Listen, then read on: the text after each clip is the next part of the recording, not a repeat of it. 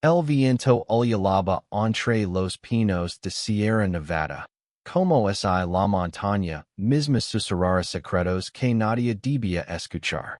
Javier, con el corazón latiendo al ritmo de la fogata, sintió un escalofrío que no era solo por el frío de la noche. Frente a él, Mateo, su mejor amigo desde la infancia, reía suavemente mientras removía las brasas, ajeno al torbellino que sus palabras habían desatado en el pecho de Javier minutos antes. Habían planeado esta acampada durante meses, una escapada para desconectar del bullicio de Granada, de las expectativas familiares, del peso de ser quienes eran en una ciudad que, aunque vibrante, a veces se sentía como una jaula. Javier, de 24 años, siempre había sido el reservado, el que observaba más de lo que hablaba, con sus rizos oscuros cayendo sobre unos ojos que escondían más de lo que mostraban. Mateo, 2 años mayor, era su opuesto, extrovertido, con una sonrisa que desarmaba a cualquiera y una energía que llenaba cualquier espacio. Eran inseparables desde los días en que jugaban al fútbol en las calles empedradas del Albayazín. Pero esta noche, algo había cambiado. ¿Por qué me miras así, Javi? Preguntó Mateo, rompiendo el silencio. Su voz tenía un tono juguetón, pero sus ojos buscaban algo más, algo que Javier no estaba seguro de poder nombrar. Javier desvió la mirada hacia las llamas, sintiendo el calor subir por las mejillas. No era la primera vez que Mateo le hacía esa pregunta, pero esta vez había algo diferente, una intensidad que vibraba en el aire como la cuerda de una guitarra a punto de romperse. Habían compartido todo, secretos, risas, lágrimas tras el primer amor de Mateo con una chica que no lo merecía. Pero había algo que Javier nunca había compartido, algo que guardaba en lo más profundo de su alma, como un tesoro que temía romper al sacarlo a la luz. Nada, solo pienso en lo lejos que hemos legado, ¿sabes? Respondió Javier, su voz apenas un murmullo. Se mordió el labio, buscando las palabras que no lo traicionaran. Mateo se acercó, sentándose a su lado en la manta extendida sobre el suelo rocoso. Sus rodillas se rozaron. Un contacto fugaz que hizo que Javier contuviera el aliento. La fogata crepitaba, lanzando chispas al cielo, y el silencio entre ellos se volvió más pesado, más significativo. ¿Sabes? Dijo Mateo, inclinándose hacia él. A veces siento que hay algo que no me cuentas. Como si hubiera una parte de ti que mantienes escondida, incluso de mí. Javier sintió un nudo en el estómago. ¿Cómo podía explicarle a Mateo que cada risa compartida, cada abrazo casual, cada mirada prolongada había sido un ladrillo en el muro de sus sentimientos? Que cada vez que Mateo hablaba de sus conquistas amorosas, Javier sonría mientras algo dentro de él se rompía. Que lo amaba, no solo como amigo, sino de una manera que lo aterrorizaba y lo llenaba de vida al mismo tiempo. No es nada, Mateo, mintió, forzando una sonrisa. Solo estoy cansado. Ha sido un día largo. Mateo lo miró fijamente, sus ojos castaños brillando bajo la luz de las estrellas. Por un momento, Javier pensó que había insistir, que había aprisionar hasta que la verdad saliera a flote. Pero en lugar de eso, Mateo se levantó, estirándose con un bostezo exagerado. Vamos a dormir, entonces. La montaña no se veía mover. Y mañana tenemos que subir hasta el pico. Sonalo el saco de dormir de Javier, que estaba abierto junto a la tienda de campana. Onc, con este frío, no sé cómo vas a sobrevivir en ese saco viejo. Javier Rio, agradecido por el cambio de tema. Sobrevivir, como siempre. Pero mientras se metía en su saco de dormir, con el frío de la noche calando los huesos, no podía sacarse de la cabeza las palabras de Mateo. Había algo que no me cuentas. ¿Era tan evidente? ¿O era solo su propia paranoia? Sumido a que sus sentimientos fueron descubiertos? La noche avanzó, y el sueño no llegaba. Javier escuchaba la respiración pasada de Mateo desde la tienda, a pocos metros de distancia. El viento seguía cantando su lamento, y las estrellas parecían demasiado lejanas para ofrecer consuelo. Entonces, incrédulo lo sacó de sus pensamientos. La cremallera del saco de dormir de Mateo se abrió, y antes de que Javier pudiera reaccionar, sintió el peso de un cuerpo deslizándose a su lado. Hace demasiado frío, Javi, susurró Mateo, su voz temblando, aunque no estaba claro si era por el frío o por algo más. No me hagas dormir solo.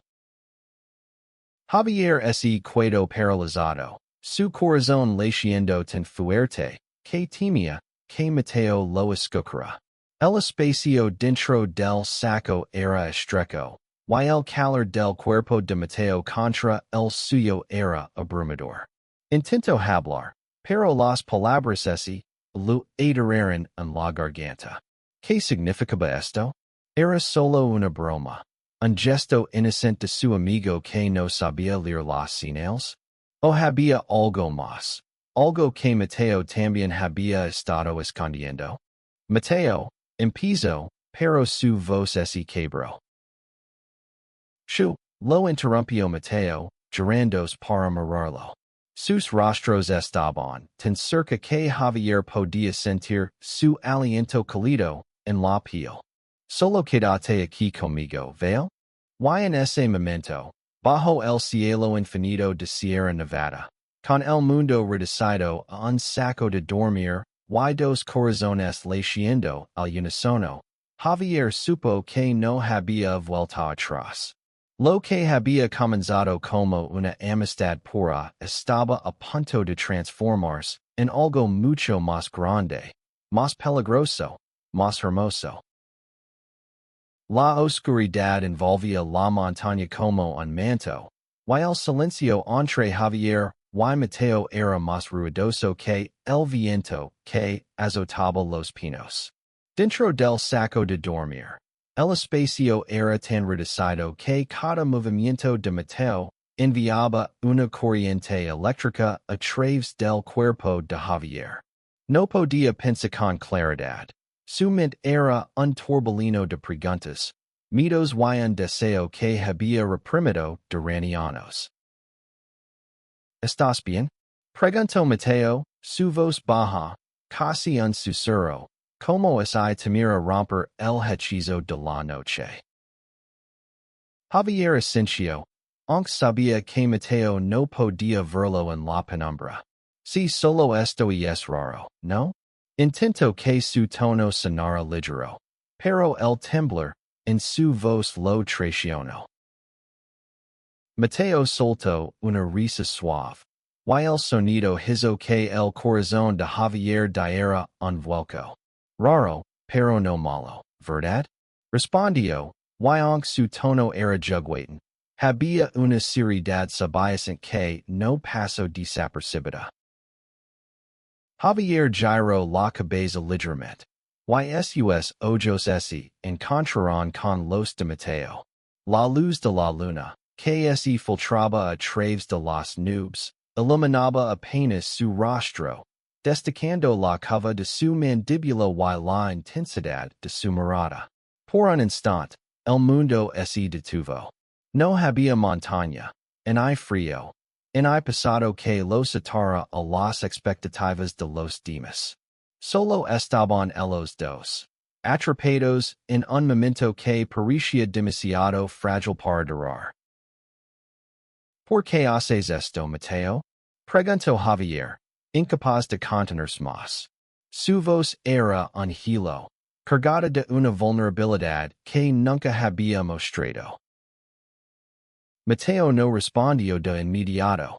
En cambio, se acercó un poco más, hasta que sus frentes casi se tocaron. No lo sé, Javi, admitió finalmente, su voz temblorosa. Solo sé que cuando estoy contigo, todo se siente bien. Como si no tuviera que fingir alguien que no soy. Esas palabras golpearon a Javier como un rayo. Durante años, había luchado con su propia identidad, con el miedo de ser visto, de ser juzgado.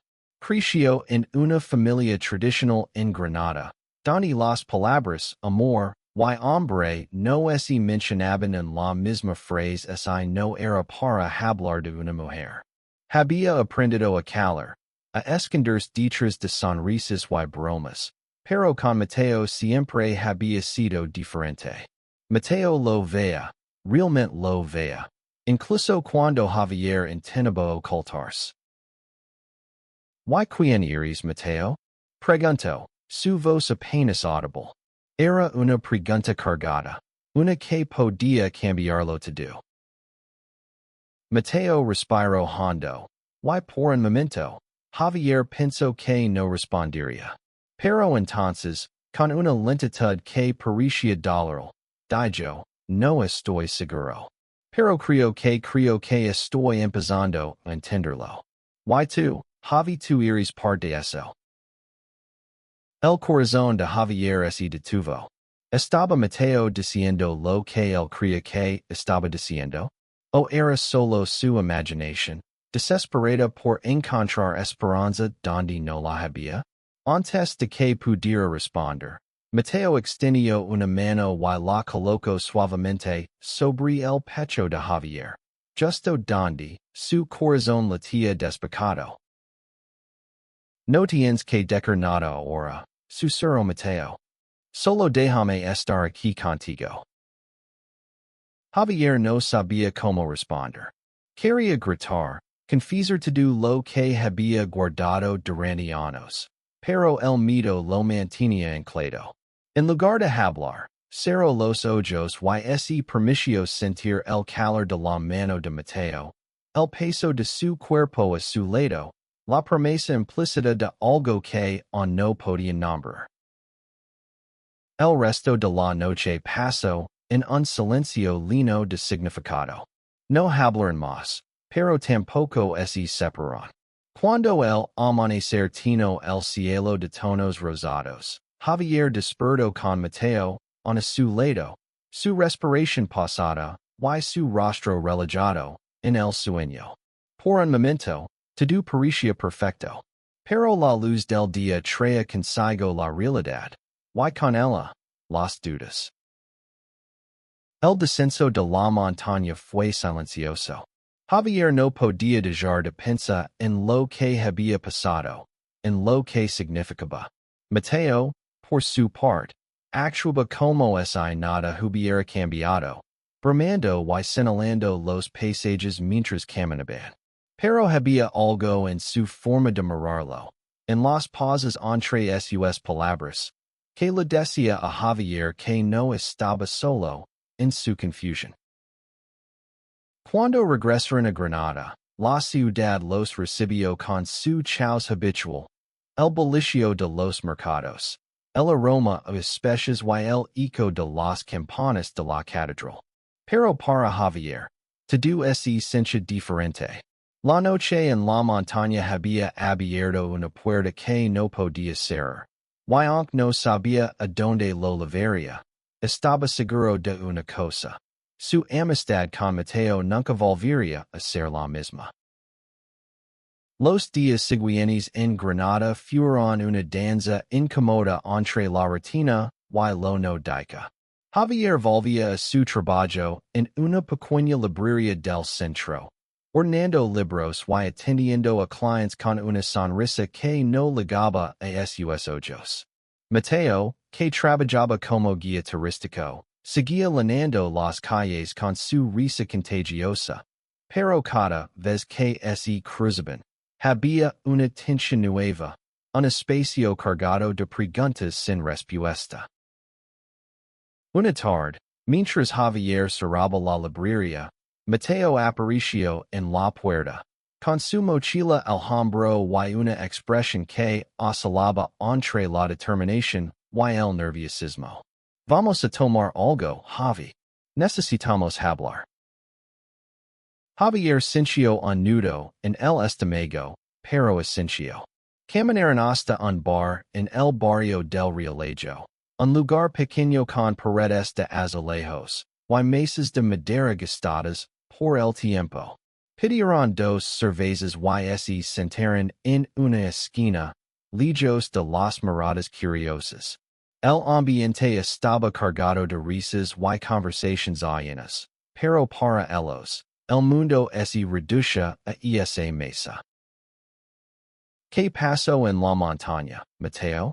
Preguntó Javier, incapaz de soportar más el silencio. Sus manos temblaban ligeramente alrededor del vaso frío. Mateo bajó la mirada, jugueteando con la etiqueta de su botella. No lo sé, Javi. Fue algo que no planeé. Pero no me arrepiento. Esas palabras fueron como un rayo de esperanza y miedo al mismo tiempo. Javier quería creerlas, quería aferrarse a ellas, pero la duda lo carcomía. ¿Y qué significa eso? ¿Qué somos ahora? Mateo levantó la vista, y por primera vez, Javier vio algo en sus ojos que no había visto antes. Vulnerabilidad. No tengo todas las respuestas, Javi. Pero sé que cuando estoy contigo, siento cosas que nunca he sentido con nadie más. Y eso me asusta, pero también me hace sentir vivo. Javier sintió que el aire se lo escapaba de los pulmones. Quería alcanzarlo, tomar su mano, decirle que él también estaba aterrado, pero que estaba dispuesto a enfrentarlo juntos. Pero antes de que pudiera hablar, Mateo continuó. Sé que no es fácil. No aquí, no en Granada, no con nuestras familias. Pero no puedo seguir fingiendo que no siento nada. No contigo. Las palabras de Mateo eran un eco de los pensamientos que Javier había reprimido durante tanto tiempo. Pero también eran un recordatorio de la realidad. Las miradas de desaprobación, los susurros, el peso de las expectativas. Granada era una ciudad de tradiciones. Y aunque el mundo había cambiado, no todos estaban listos para aceptar un amor como el que empezaba a florecer entre ellos. Esa noche, caminaron por las calles del Albayazín, perdiéndose entre los callejones estrechos y las casas blancas. Hablaron como no lo habían hecho en años, confesando miedos, sueños y verdades que habían guardado bajo leve. Javier le contó a Mateo sobre las noches en que lloraba en silencio, temiendo que nunca sería aceptado por quien era. Mateo, por su parte, admitió que siempre había sentido algo diferente por Javier, pero que había luchado contra él, convencido de que no era normal. Cuando llegaron a la plaza de San Nicolás, con la Alhambra iluminada al fondo, se detuvieron. La ciudad parecía contener el aliento, y Javier sintió que el momento era ahora o nunca. Tomó la mano de Mateo, un gesto pequeño pero monumental, y lo miró a los ojos. No sé a dónde nos llevará esto, Mateo, dijo, su voz firme a pesar del temblor en su pecho. Pero no quiero seguir escondiendo. ¿No de ti? Mateo aprieto su mano, y por un momento, to do lo demas desaparicio. No había ciudad, en I pasado, en I futuro incierto. Solo estaban ellos, dos almas que habían encontrado refugio en la otra. Pero la felicidad era frágil. Días después, un encuentro inesperado con la madre de Javier, en el mercado rompió el hechizo. Ella había visto a Javier y Mateo caminando juntos, demasiado cerca, con una complicidad que no podía ignorarse. Esa noche, en la cena familiar, las preguntas comenzaron. ¿Quién es ese chico con el que pasas tanto tiempo, Javier? Preguntó su madre, su tono cargado de sospecha. Javier sintió que el suelo se abría bajo sus pies.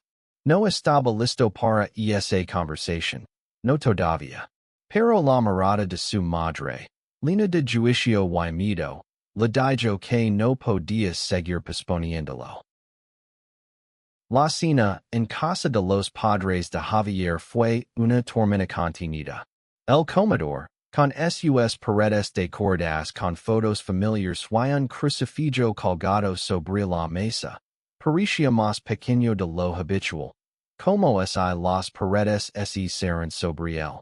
Su madre, Carmen, cortaba el pan con una precisión que delataba su tensión, mientras su padre, Antonio, comía en silencio, ajeno o quizás reacio a notar la atmósfera cargada.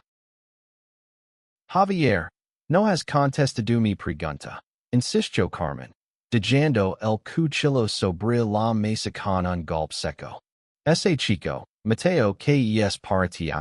Javier sintió que el air se lo escapaba. Quería mentir, decir que solo eran amigos, que no había nada más. Pero la verdad, esa verdad que había lavado como una carga durante años, estaba cansada de esconderse. Miró a su madre, luego a su padre, y tomó una decisión que cambiaría todo. Es mi amigo, mamá, dijo, su voz firme pero temblorosa. Pero también es más que eso. Lo amo. El silencio que siguió fue ensordecido. Carmen dejó caer el tender, y Antonio levantó la vista por primera vez, con una mezcla de confusión y enfado en los ojos. ¿Qué has dicho? Preguntó su padre, su voz grave, como si no pudiera creer lo que había escuchado. Javier sintió el peso de sus miradas, pero no retrocedió. Lo amo, papa. No es algo que elegí, pero es lo que siento. Y no voy a seguir escondiéndolo. Carmen se llevó una mano al pecho, como si las palabras de su hijo fueran un golpe físico. Javier, por Dios, esto no es lo que te hemos enseñado. Esto no es natural. Esas palabras dolieron más de lo que Javier esperaba. Había imaginado este momento mil veces, pero la realidad era más cruda, más cruel. Intentó explicarse, hablar de lo que sentía por Mateo, de cómo su amor no era diferente al de cualquier otra persona. Pero las palabras se lo atorban, ahogadas por la mirada de reproche de su madre. La discusión se prolongó, con lágrimas, gritos y silencios que cortaban más que las palabras. Cuando Javier salió de la casa, la noche de Granada lo recibió con su frialdad habitual. Camino sin rumbo, con el corazón roto pero extrañamente liberado. Por primera vez, había sido honesto, no solo con su familia, sino consigo mismo.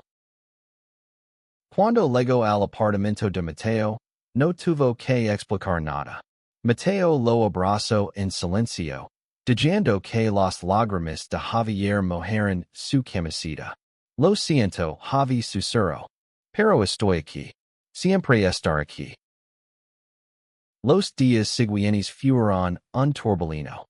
La noticia de la confesión de Javier se extendió como el fuego en un pueblo pequeño. Los susurros en la librería, las miradas de los vecinos, el silencio de algunos amigos. Pero también hubo sorpresas. Una compañera de trabajo que lo abrazó y le dijo que estaba orgullosa de él. Un client habitual que compartió su propia historia de lucha. Y, sobre todo, Mateo, que no hacía parte de su lado en un momento. Una noche, mientras compartían una botella de vino, en el balcón del apartamento de Mateo, Javier sintió que podía respirar de nuevo.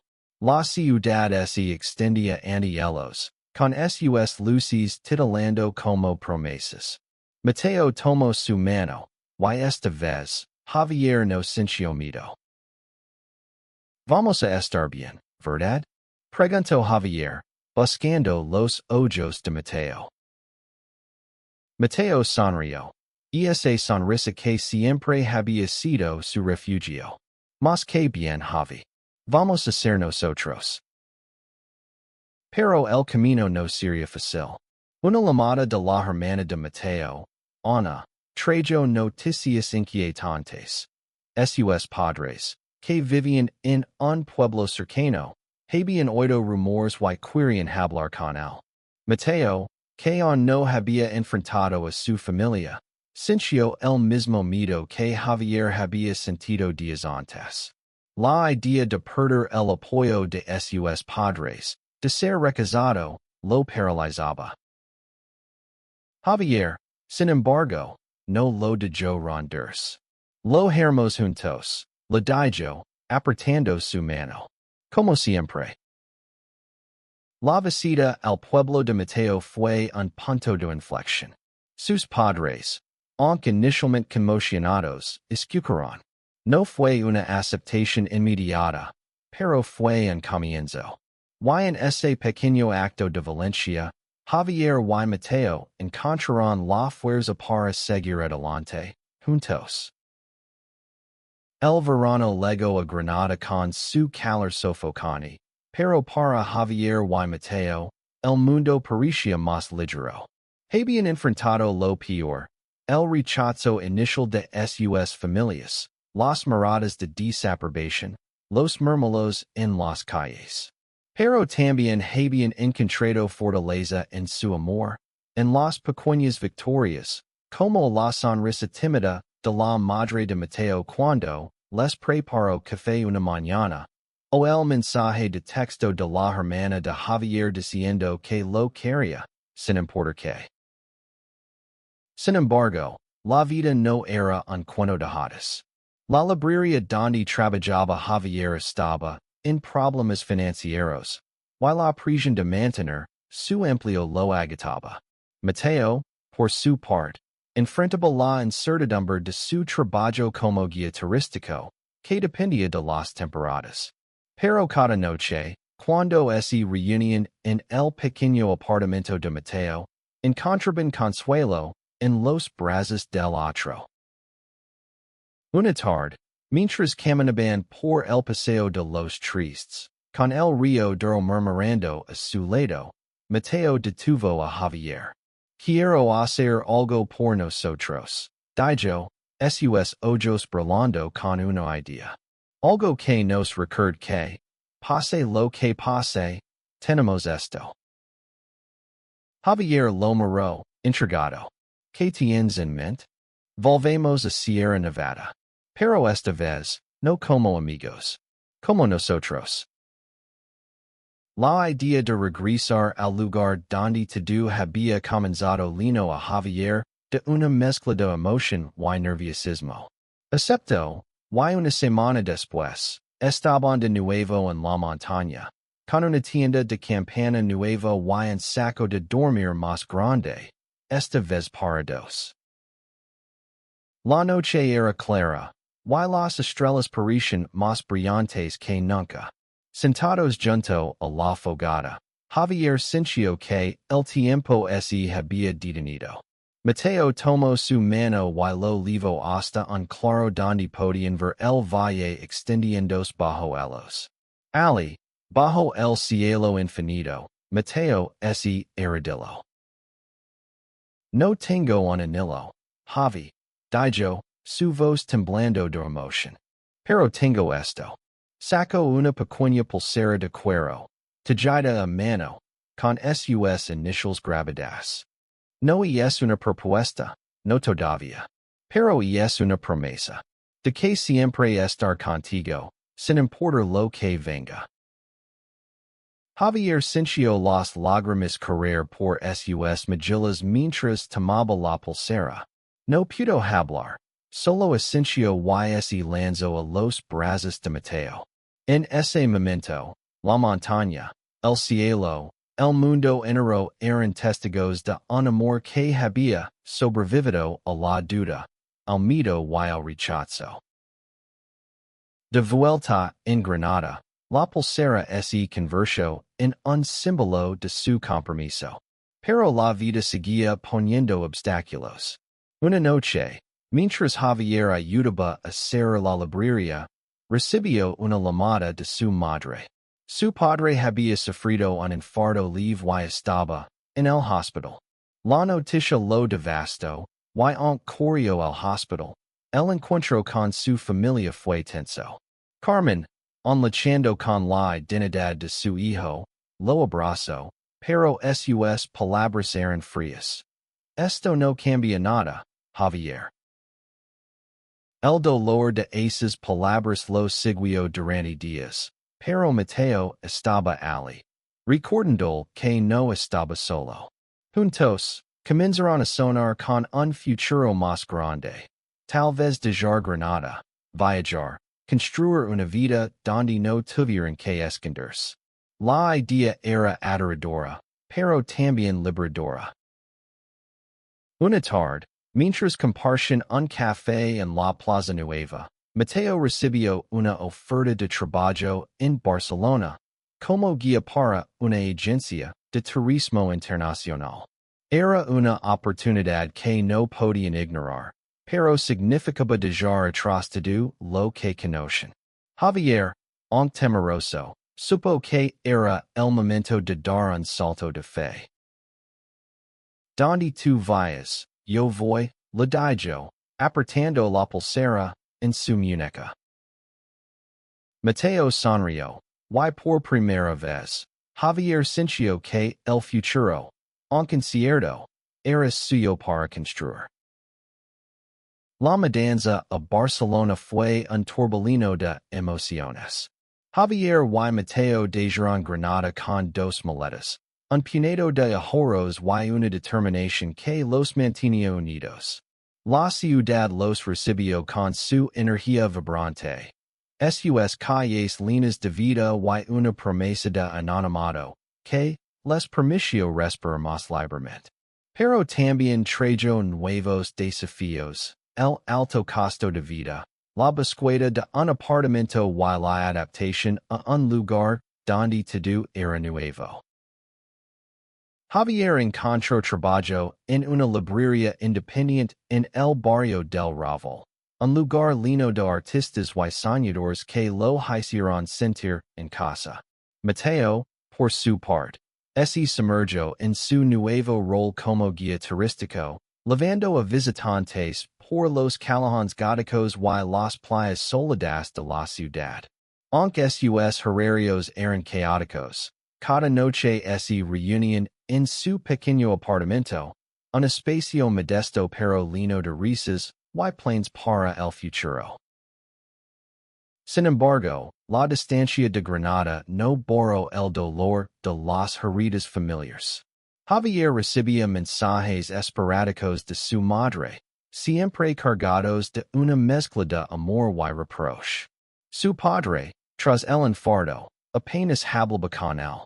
Mateo, aunque más aceptado por su familia, también sentía el peso de las expectativas no cumplidas.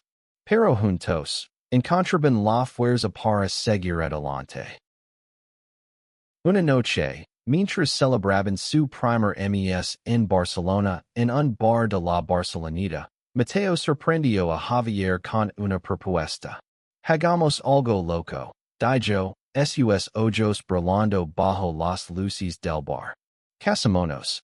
No ahora, no mañana, pero algún día hagamos esa promesa. Javier Rio, pensando que era una broma, pero la seriedad en el rostro de Mateo lo hizo detenerse. ¿Lo dices en serios? Nunca he estado más seguro de nada, respondió Mateo, tomando su mano. Quiero que el mundo sepa que eres mi hogar, Javi. Las lágrimas volvieron a los ojos de Javier, pero esta vez eran de felicidad. Asincio, incapaz de hablar, y celeran la promesa con un beso que no se preocuparon por esconder. Por primera vez, se sintieron libres, no solo de las miradas de los demás, sino de sus propios miedos. Los meses pasaron, y la vida en Barcelona se volvió más estable. Javier comenzó a escribir, plasmando sus experiencias en un blog que, para su sorpresa, empezó a ganar seguidores. Mateo, inspirado por él, comenzó a organizar tours inclusivos, enfocados en la comunidad LGBT, que se convirtieron en un éxito. Juntos, estaban construyendo algo más grande que ellos mismos. Una vida que no solo era suya, sino un faro para otros que buscaban su lugar en el mundo. Pero el pasado no los dejaba del todo. Una carta de la madre de Javier legó un día, escrita a mano, algo raro en ella. En ella, Carmen pedía perdón por sus palabras duras y expresaba su deseo de entenderlo, aunque on lo costaba. Era un pequeño paso, pero para Javier, fue como un rayo de luz en la oscuridad. Esa noche, mientras leía la carta a Mateo, Javier sintió que algo dentro de él se sanaba. No era el final de su lucha, pero era un comienzo.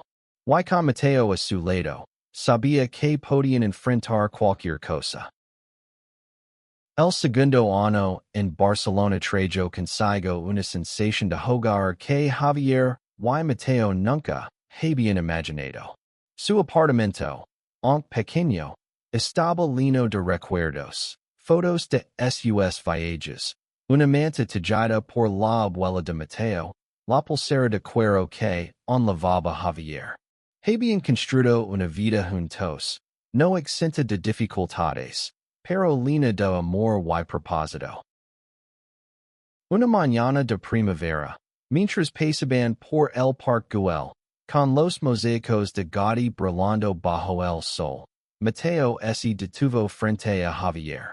He estado pensando, dijo, su voz cargada de una emoción contenida. Creo que es hora. Javier lo miró, confundido. ¿Hora de qué? Mateo sonrió, sacando una caja pequeña del bolsillo. Dentro había dos anillos sencillos, de plata, grabados con las fechas de esa noche en Sierra Nevada.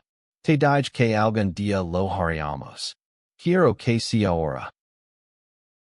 El corazón de Javier se aceleró mientras las lágrimas llenaban sus ojos. No era solo una propuesta. Era la culminación de todo lo que habían enfrentado, de cada lágrima, cada risa, cada miedo superado. Dijo que sí, y bajo los arcos coloridos del parque, se abrazaron como si el mundo entero celebrara con ellos.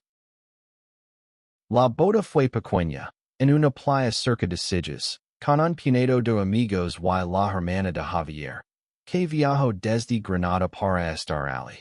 La madre de Javier no asistió, pero envió una carta que Javier guardó como un tesoro. Era un paso más hacia la reconciliación, y aunque no era perfecta, era suficiente por ahora. El día de la boda, mientras el sol se ponía sobre el Mediterráneo, Javier y Mateo intercambiaron votos que escribieron ellos mismos. Javier habló de la noche en que Mateo se deslizó en su saco de dormir, de cómo ese momento cambió su vida para siempre. Mateo, con lágrimas en los ojos, Permicio amarlo en cada aventura, en cada montaña, en cada ciudad que los acogera. La vida después de la boda no fue perfecta. Hubo días de discusiones, de preocupations por el dinero, de nostalgia por Granada. Pero también hubo días de risas, de noches bailando en los bares de Barcelona, de sueños que se hacen realidad. Javier publicó un libro Badu en su blog, una colección de ensayos sobre amor, identidad y el courage de ser uno mismo. Mateo expandió sus tours, creando una comunidad que celebraba la diversidad. Un día, mientras caminaban por la Rambla, recibieron una llamada inesperada. Era Carmen, la madre de Javier. Quería visitarlos. El encuentro fue incómodo al principio, pero cuando Carmen abrazó a Mateo y le dio las gracias por hacer feliz a su hijo, Javier supo que habían ganado una batalla más. La historia de Javier y Mateo no terminó con un felices para siempre de cuento, porque la vida real no funciona así. Pero terminó con algo mejor, una promesa de seguir luchando, de seguir amando, de seguir siendo ellos mismos, sin importar lo que el mundo les arrojara. Y cada noche, cuando se acostaban juntos, Javier recordaba esa noche en Sierra Nevada, cuando una amistad pura se convirtió en el amor de su vida.